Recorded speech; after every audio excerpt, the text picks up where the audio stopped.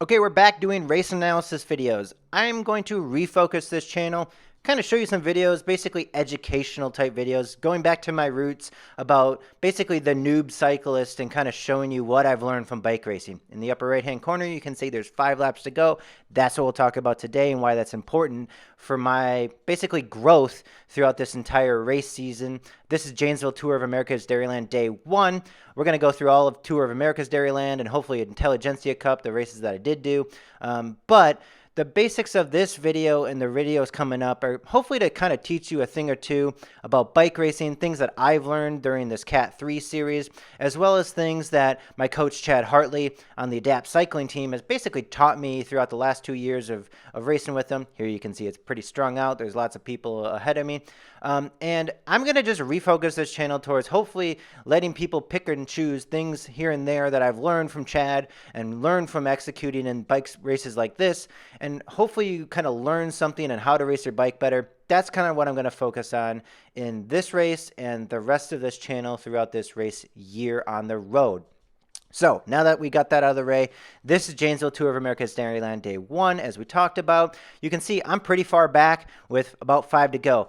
And the 5 to go thing is important because what I wanted to do this race and this basic series was move up at a certain lap counter. And the reason why that's important is because I unfortunately have gotten last season pretty ingrained into the tail gunning aspect, sitting in the mid pack or in the back of the race and just not moving forward. And I have the power, I have the fitness. Unfortunately, my off season was pretty poor, so the fitness isn't actually that great this year. But last year I did have the fitness. Now here you can see it's going to washing machine effect, it's going to get swarmed, and this is important later as well as a section that you can move up on. But again, what I'm trying to tell you here is that I have been pretty poor at figuring out when I can't, when I got to flip that mental switch to no longer conserve mode and go into attack mode, go into move up mode.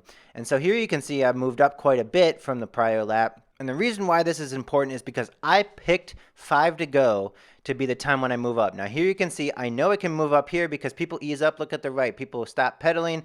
This is the washing machine effect. This is a section where I know I can move up. The front group has gone really hard out of that corner, eases up a little bit. The back group is coming to the front a little bit with a little bit more speed. I can get a little pinch there. Chris almost gets taken out there. But again, I now am in move up mode. I am basically mentally switched off to say 5 to go, no more losing any positions. And that's so important, at least for me personally as a bike racer, to grow because, again, I'm using this little gap here in the middle of the field to move up. But at a certain point, if I don't move up, you're basically just going to lose the race. And why are you racing if you're not going to try to put yourself in a race winning position, right? So here you can see now I'm roughly where I want to be. There's only a few laps to go. Ben's looking around. There's my teammate up ahead of me.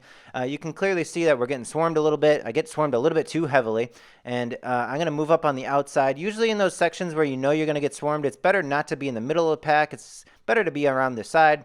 Here you can see we're kind of really getting pushed here with 1 to go, and you can see I'm in a decent position. I'd like to be a little bit further up, but there's a long sprint at the end where if you're in a draft, it's kind of important. So again, I flipped off that mental switch. I now need to move up entirely. And this is another section up here where I know it's going to be a washing machine effect. People are going to gun it, like you can see Jura in front of me, kind of sprinting out of that corner. And now it's going to ease up. Ben's looking up ahead of us. You got to anticipate when these swarms are going to happen. I am the person who's swarming here, which is perfect for me. Look at me. I wish I would have moved up just a little bit more. I might have been able to send it right there. I wasn't doing too much power. And you can see here, now I'm kind of sitting into the inside of the corner. Nobody is on my left-hand side that's going to be pinching me too hard.